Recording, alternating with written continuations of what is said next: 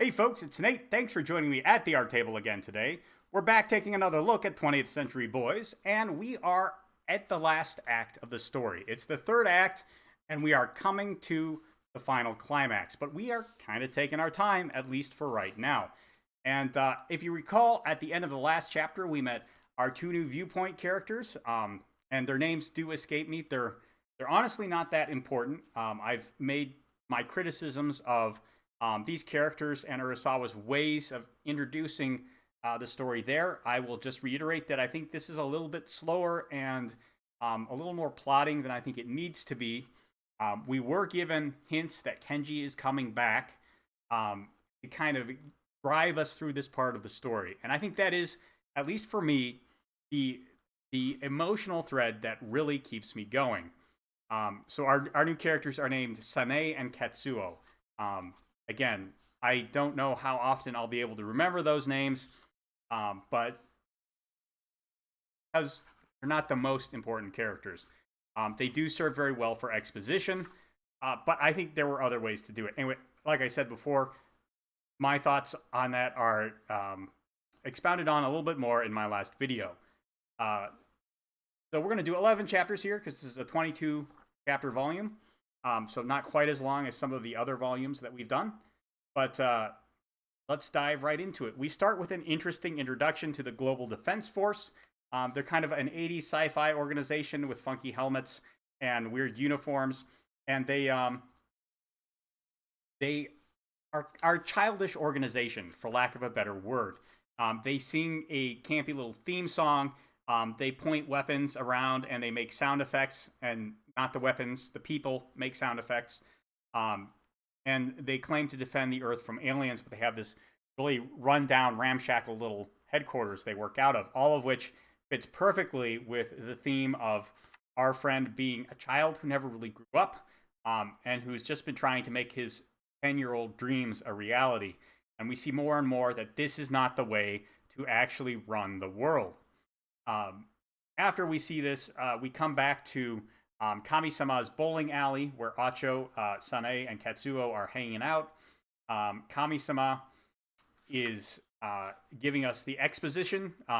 He thinks that we need to go to Shinjuku Catholic Church and talk to the priest there. The catch is they're going to have to go through the sewers, and only Sane and Katsuo are small enough to fit through the smallest sewer tunnels. We get some exposition on the political landscape. We are reminded, of course, that Kana is doing her own thing. She's nicknamed the Ice Queen. And Yoshitsune is also doing his own thing, working with his organization, which is now known as the Genji faction. All of this is important exposition, and it does go actually pretty fast. We got it all here in one chapter. My real problem is that all this exposition was also delivered in the last chapter. I really feel like we didn't need it twice. That said, we have all of the pieces now to move on. And at the end of the chapter, we see the kids sneaking through an old subway system. They find a member of the Genji faction, and he's been cornered in this old subway car by the Global Defense Force. This Genji faction guy has a message that needs to be passed to Kana, and the kids agree to take it, so they split up.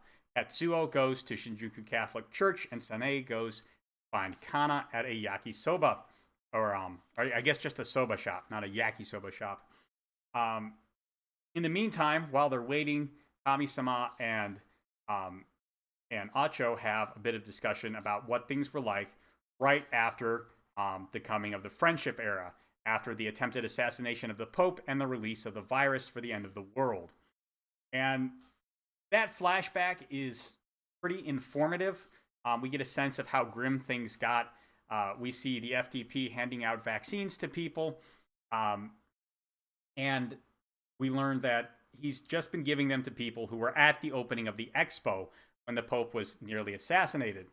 And because that's such a capricious and arbitrary way of handing them out, people had a hard time dealing with that. They became very jealous. They became very violent in their attempts to acquire vaccines for themselves. This is an interesting contrast to chapters like A Quiet Town in Germany, or some of the shots we've seen of the United States, where Jericho was making vaccines and trying to vaccinate people there. And I think we get this contrast specifically so we don't think everyone reacted that way. In fact, those were probably the exceptions, that kind of generosity of spirit and of character. And everything that Acho has seen has been much grimmer. He's seen people fighting their neighbors and murdering their neighbors for vaccines. We've seen people traveling through the countryside and just murdering people who received vaccines so they could sell them. Very, very grim stuff. We understand that it has been a very hard couple of years for everyone. That said, I don't know if we needed 3 or 4 chapters of that exposition. I think we would have been okay with just one chapter along the lines of A Quiet Town in Germany that showed us the opposite kind of scenario rather than 2 or 3. After that, we get Officer at the End of the World. And that is an important chapter for a couple of reasons. First of all, the opening, we are introduced to a flashback. This is another promise that Kenji is coming back. We actually see him shot with a BB gun, and he's supposed to, do that 10 count out kind of a thing that you might do as a kid. But instead, he just pops right back up, and he says, "Justice never dies." That is, kind of a foreshadowing that Kenji is not actually out for the count, even though he was out for a really long time after Bloody New Year's Eve. It's 2018 now, and he disappeared at the end of 1999. It's been almost 20 years since Kenji was last a player in this game, but he's not done. That said, who is the officer at the end of the world? Well, it's Detective Chono, or I guess just Officer Chono now. He's in this watchtower watching a road to, well, nowhere. We are told that this is a route by which space aliens could attack, why they would come by road and not by sky. It's a children's game. You have to keep that in mind. It's very arbitrary and kind of defined by the capabilities of the children playing it, not by the capabilities you would expect, for example, space aliens to have. People who try and get through the fence or even approach the fence are gunned down. Chono doesn't approve of that. We see the guy in the other watchtower shoot a guy, and Chono tells him not to.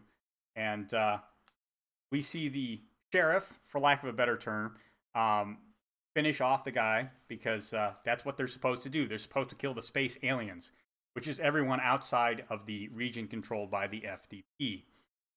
Very grim stuff. It's a testament to how totally people bought into Friend's rhetoric after the supposedly miraculous second coming of our friend and his thwarting of the assassination of the Pope. We don't know if our friend is actually president of the world, but he's certainly behaving like it.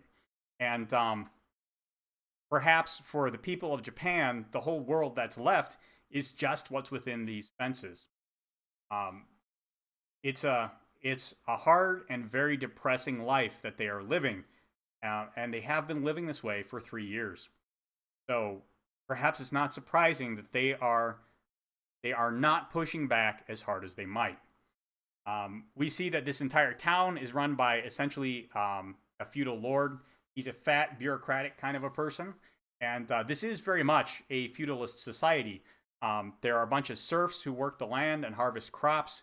The lord keeps most of the crops and either eats them himself or sends them back to the big cities, keep them supplied. And the chapter ends with Chono wishing that if there are aliens out there, they would come and destroy Earth. But the road is always empty, and no one is coming. After this chapter, we get Song at the End of the World, which continues Chono's long adventure here. We see that people who get sick are shipped off to a hospital. They're suspected of harboring the Bloody New Year's Eve virus. And whether they are or not, once they go to the hospital, they never come back. We don't know if they're just kept there for observation perpetually or if they are disposed of. Given that this sick old lady and her son, who tries to keep her from being moved, are both shot to death by the sheriff, I suspect that the hospital isn't really any better. So, again, a very dark, unfortunate place these people are living in. And Chono, again, he doesn't approve of this, but he doesn't know what he can do. He can't vaccinate people against the virus, and if they want to stay healthy, there do have to be some measures taken. So, and this is not just a virus that gets sick; it's fatal like 100% of the time. So there is a very real threat out there, even if it has been manufactured by the FDP. So, at the end of the day, there's not much that he knows how to do. He doesn't have a solution to this. Um, and his way to make amends is he brings a bag of rice to the family, the bereaved family, uh, as his way of making up for it. And as he's leaving, he hears music playing, and he finds the villagers sitting around and listening to the radio, which is weird because nobody should be broadcasting on the radio, especially this far out from Tokyo. So he doesn't know where the music is coming from or why they're listening to it. The villagers tell him they want to learn it. It doesn't broadcast all the time. They want to commit it to memory because when they listen to it and they think about it, they feel empowered. And they think once they know all the songs the radio is playing, if they commit them all to heart, they can be free. Just a feeling. Nobody's saying that. But they have real conviction to it.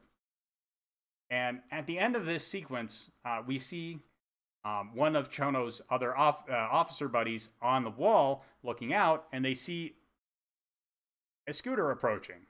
The same kind of scooter we saw Kenji riding on in the last volume. Somebody is finally coming. The question is, going to destroy the world that Chono holds in such contempt? We don't know yet. We come back to Tokyo and we get some interactions with Kana here. She's been running her own underground and they are working to destroy the FDP headquarters. Again, there's a lot of exposition on this, probably more than is necessary. But at the end of it, we find Sanae listening to the song that Kana has on the radio. And to her surprise, seems familiar. But she doesn't know why it should sound familiar. Kana tells her this is just a recording her uncle made. It was never broadcast anywhere. He only played it on street corners. And he did that almost 20 years ago. Sanae is like 12. She would have never been able to hear Kenji busking on the street corner.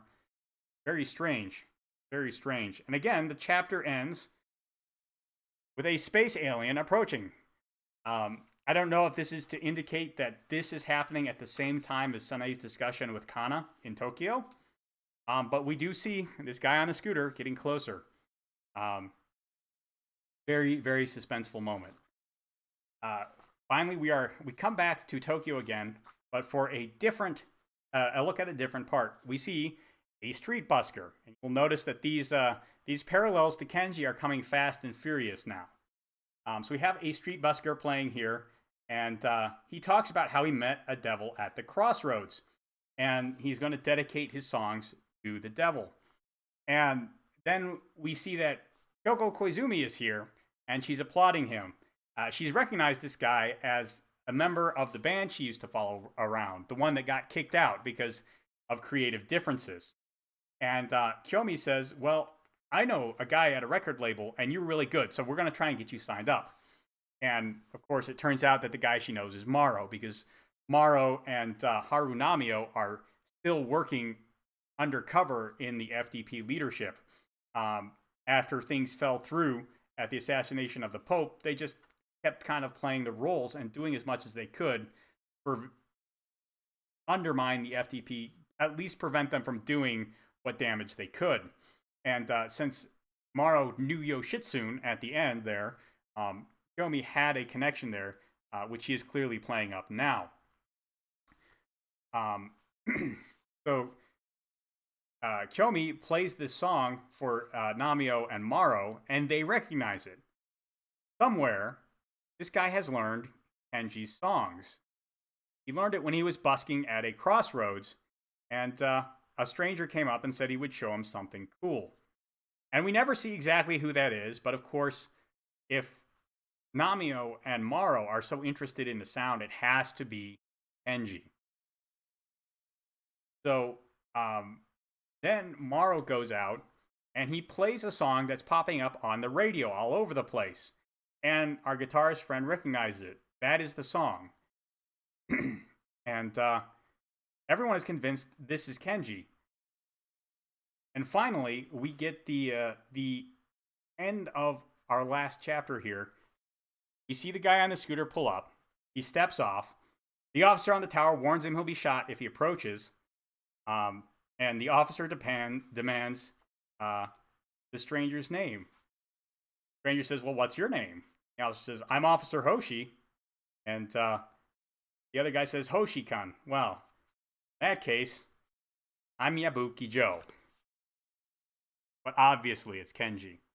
This is probably a reference to the famous manga Ashita no Joe, which is a boxing manga, which is referenced several times in 20th Century Boys.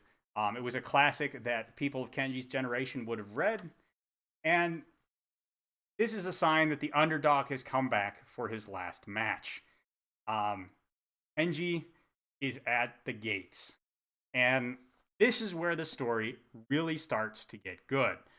Have all of our players in place now, we can actually do something with them. And while I have complained about how slow the setup here is, some of it, especially that flashback to Acho's time right after the attempted assassination of the Pope, that is necessary to show us what things were like. I just think it could have been done faster. All in all, again, I think this is not the greatest part of the story, but those last few chapters with the excellent buildup of Kenji's return are pretty strong. Not the strongest stuff in 20th Century Boys, but very enjoyable to read. So there you go. Another installment down. Things are really going to get fast, furious, and interesting as we proceed from here. There are still a lot of questions to be answered, and not a lot of time left to sort them all out. Let me know what you think down in the comments below. There's a like button and a subscribe button there. You can use those as you see fit, and I will talk to you later.